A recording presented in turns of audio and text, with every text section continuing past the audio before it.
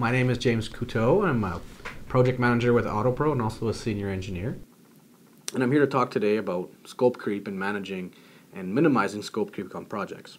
First thing you need to do on a project to manage scope creep and to minimize scope creep is to have a well-defined scope as soon as you possibly can.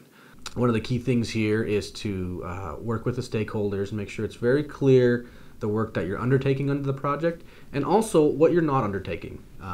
You'll always find in different facilities in different areas that there's a lot of work to get done, and projects sometimes get saddled with doing things that may be outside of the purview of that project, hence scope creep. So early on, the earlier you can clearly define what is in your project and what is out is the first rule of defense to kind of manage against scope creep.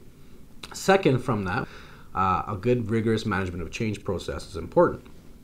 So change on a project can come from anywhere, but if you have good guidelines, good rules, and you justify why you might make a change and maybe add some more scope, as long as there's clear justification and that's reviewed and approved before work is done, is another way to manage scope creep.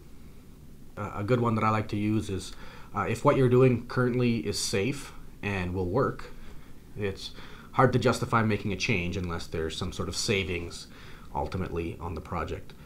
As soon as you know that maybe something has changed, you got a different piece of information, some direction to do something differently, you need discipline to make sure that you've gone through the management of change process, you've had the right approvals, and you have a justified change before you progress with that work.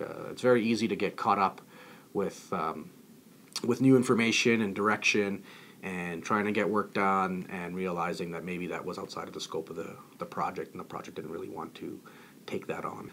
But that's basically the two main factors in managing scope creep. You want to have a well-defined scope to start and a well-defined management of change process that you're diligent and disciplined in maintaining.